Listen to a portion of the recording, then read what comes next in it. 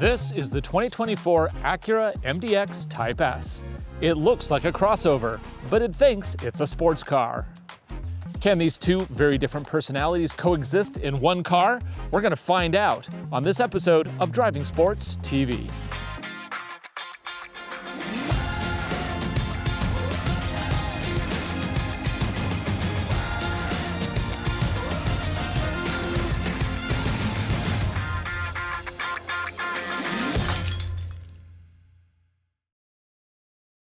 All new in 2022, the Acura MDX is rolling unchanged into 2024. Pricing starts at a reasonable $50,000. But today we are going to look at the sportiest, most loaded version you can buy, the 2024 MDX Type S Advance. Prices you see it here with special liquid carbon metallic paint, $75,295 US, including a couple accessories and destination. But for the money, this trim does include a very long list of standard features. Interesting to note that if you pop the hood while the motor is running, it'll actually shut it off. Under the hood is a turbocharged 3-liter 6-cylinder engine, good for a peak 355 horsepower and 354 pound-feet of torque. This is connected to a 10-speed automatic transmission, and power goes to all 4 wheels through Acura's super handling all-wheel drive system. EPA rates economy at 17 mpgs in the city and 21 on the highway.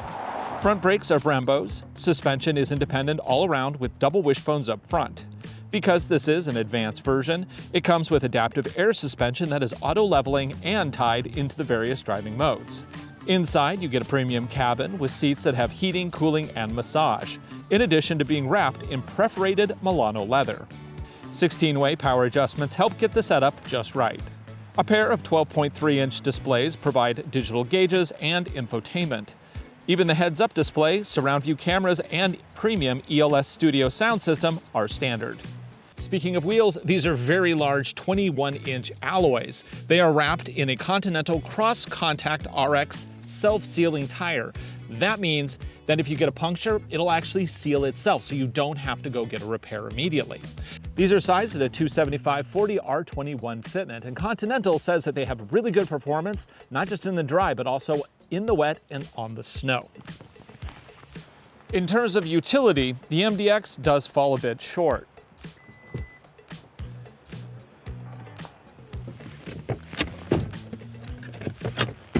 Behind the second row, you get 39.1 cubic feet. Fold all rows flat and you get 71.4 cubic feet overall.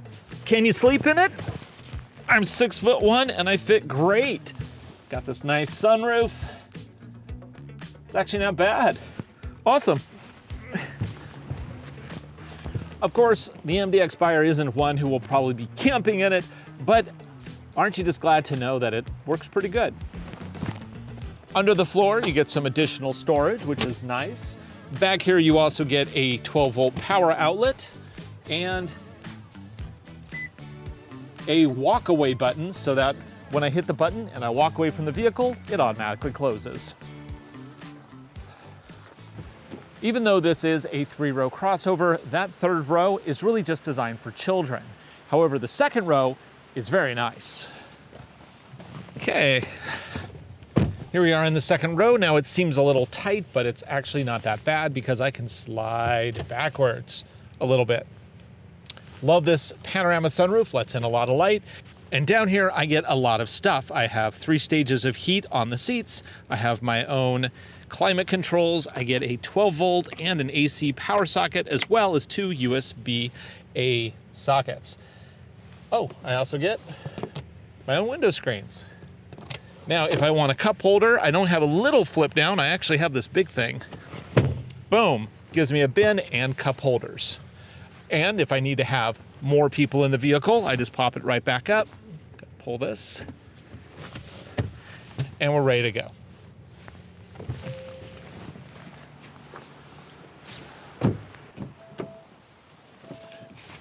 Oh yeah, I like this interior. I'm not usually a fan of red, but here I just think it works. Now let's see, where am I putting my cell phone? Under that little thing there.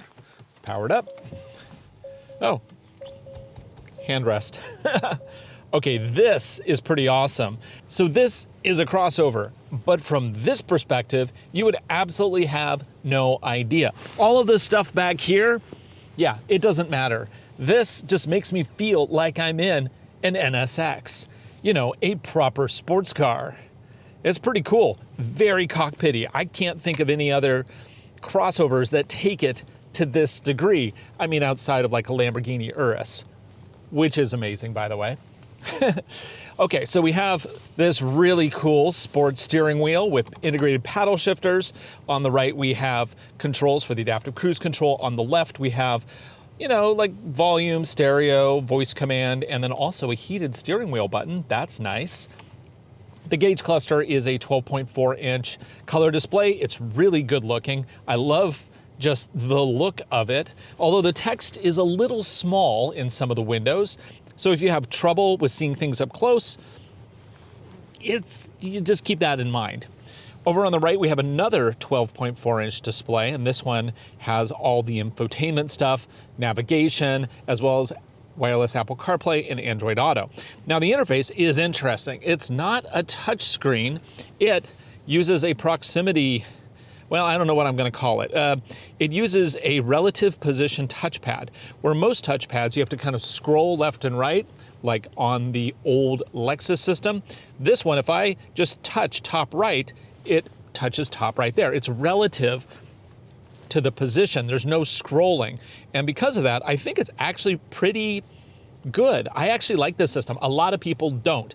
So if you have trouble with like relative positioning of things, again, maybe this isn't for you. This whole crossover is just like, it's so good in so many ways, but it's not for everybody. And I get that.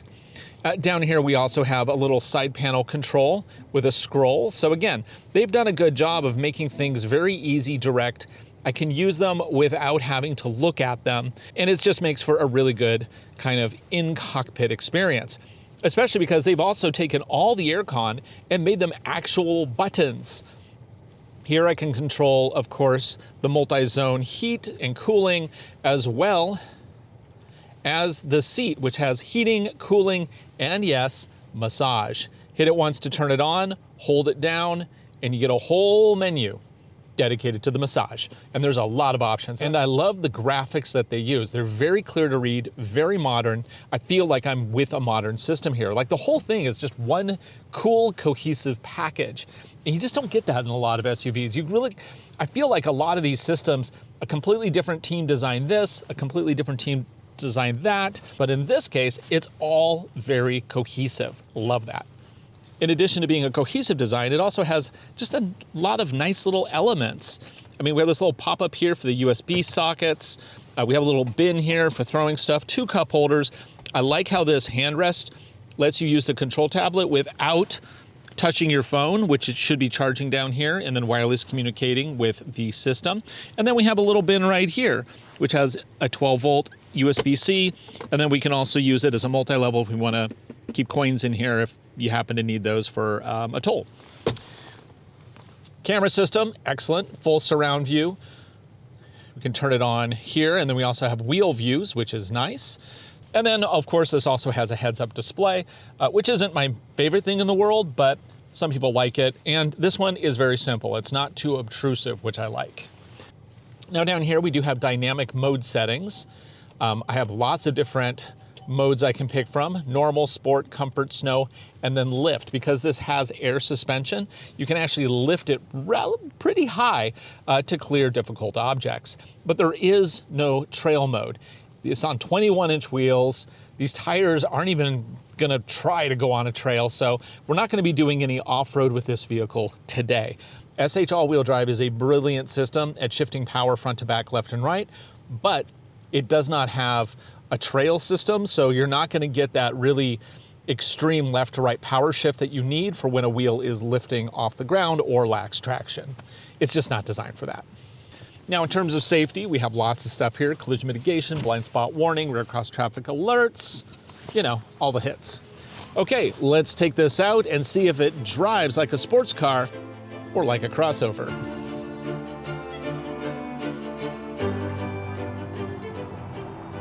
So on our drive today, we are going to stick to paved surfaces. And the reason is this vehicle really, it just really isn't a crossover in the traditional sense. It is much more of a sports car that just happens to have 3 rows of seats.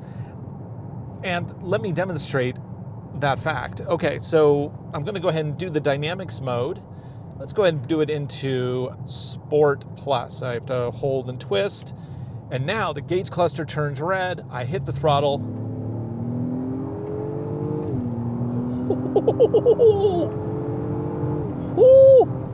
I mean, I hate to say it drives like, but it drives like a 3-row NSX, or as close as you can get, really. I mean, it sounds good. Power is good. I really feel a lot of power going to the back. Woo-hoo! And there is, yes, a reason why we don't show gauge clusters anymore in this show. Don't want to get in trouble. Just so far as you are aware, I am driving at the speed limit of this road.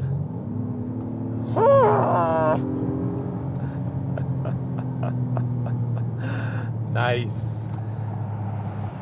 Okay, so we'll get into the drive modes in just a little bit, but first I really want to talk about SHAWD, or Super Handling All-Wheel Drive. That is Acura's all-wheel drive system that does share a lot of components with Honda's iVTM4 system.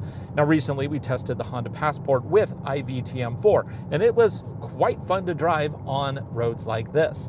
SH all-wheel drive is a more sports-oriented version of iVTM4. And what you really need to know essentially is that it does push power front to back, and it'll push power side to side. But the way it does it is it uses a pair of clutches in the back to send power to each wheel independently. And it allows you to overdrive the outside rear wheel, which really helps push the vehicle around corners. Also, it can push a higher percentage of torque to the back than are in the front. Yes, it can go into a rear bias system in certain instances. I think most of the time you're going to be looking at about, 60-40, at least according to the little graph that they have on the dash here. But the fact is that this is a very dynamic and a very impressive all-wheel drive system. So why do you want to have more power going to the back wheels, and why do you need to shift it? Well, outside of trail situations, which this does not have a trail mode, there is no trail situation this vehicle has ever been designed for. But that said, what it is for is on sealed surfaces like this, when you're going around a corner, it pushes more power to that back outside wheel, whichever one is on the outside of the corner. And that helps you rotate the vehicle. It gives the essence of a 4-wheel steering system, but without the mechanical complexity. And you also, of course, get all the other benefits of having all-wheel drive.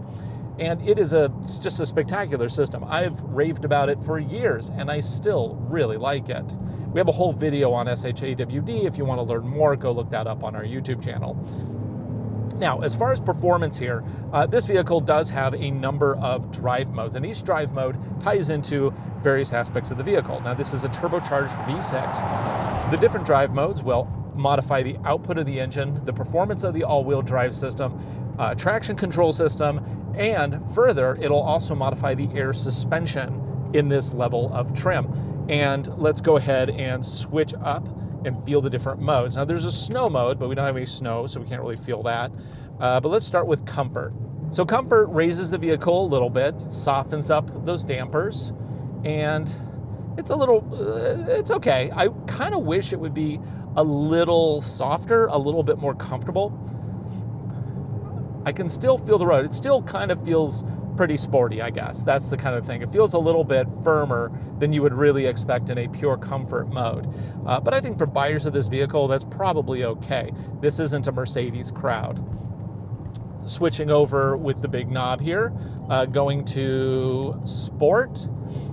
Not only does the throttle become way touchier, we also have a much stiffer suspension. I don't know if you can kind of tell on camera here, but I am feeling everything on the road here. It also lowered the vehicle just a little bit, and output to the back is getting increased as I lay the throttle down.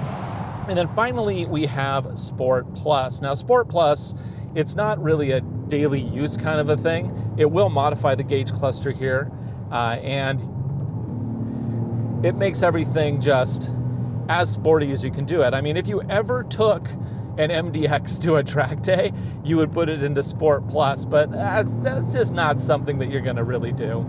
It also removes a layer of traction control, so you can have a little more fun with it. Right. Know your place. Know your lane. Know your lane. Anyway, we are coming up to a set of corners up here. I'm going to keep it in Sport Plus. I'm just going to kind of feel how this thing will handle those corners. Enter the corners. I'm not going to go too fast here. I'm just going to go fast enough that we can kind of feel what the suspension's doing. Oh man, this is good. I do like it. Now the sitting position in this vehicle is actually a little bit lower than you might expect in a crossover, but I still have really good visibility. I mean, Honda, Acura is always good at that kind of stuff, making things, even if they're sporty, they're still a little practical. I mean, look at the NSX, shockingly practical supercar. Over the bridge, throttle out, yes. Woo, oh yeah. Kind of feel that steering in the back caused by that power shift. That's really cool. Now, we do have one more thing to look at here, and that is the adaptive cruise control system. It does come standard at this trim level because, of course, the Advance is fully packed. Turn it on, I basically hit a little button up here. I hit my pacing there, and it'll now pace the vehicle in front of me up to my target speed. And let's see how good the lane tracing is on this. I like the gauge cluster, how it lights up and shows me the lanes and all that stuff. And then let's see if it bounces in the lanes or if it's a nicely centered thing. The Honda system in the Passport I tested recently was very indecisive. This one,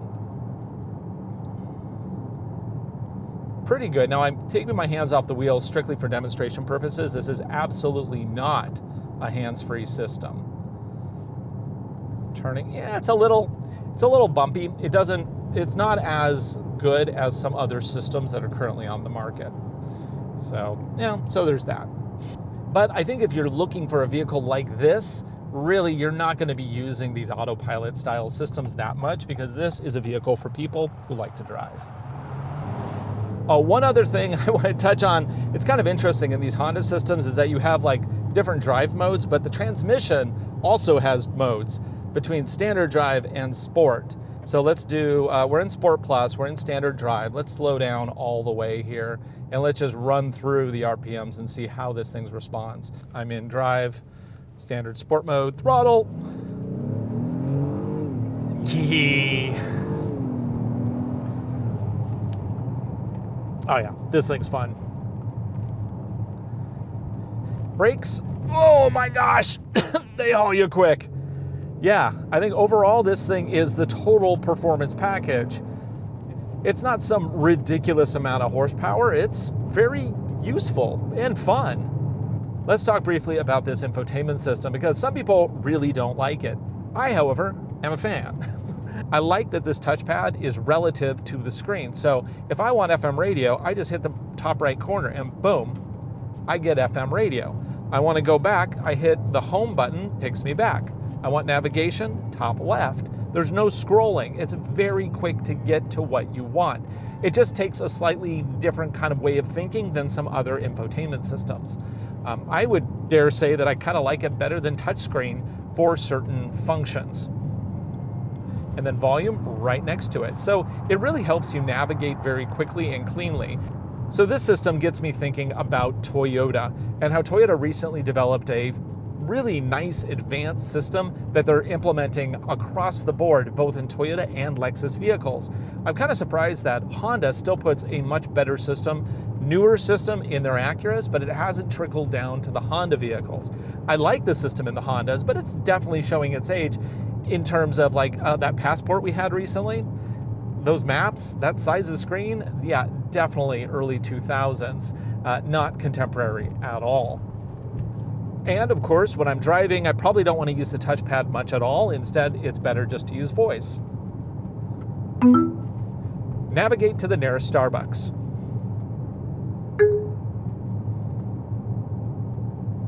Please make a selection by name or line number. Number 1. Starting route to Starbucks. Now, the disappointing thing with this whole Starbucks search is it said 9 miles away there's a Starbucks. The problem is that the Starbucks is taking me to is on the other side of a very large body of water. And so what they thought was a 9 miles, because it was as the crow flies, yeah, it's actually 55 miles if I want to drive there. So it is nice that I can use freestyle search using voice. However, still not the smartest system. One final thing I want to talk about with this car are the excellent seats. I find these seats really, really comfortable. And not just because they're wrapped in leather and they're sculpted and you have all these electric adjustments. No, I like them because they have massage units, and these are nice massage units. They really dig in, and then they also get your lower, your bottom, not just your back.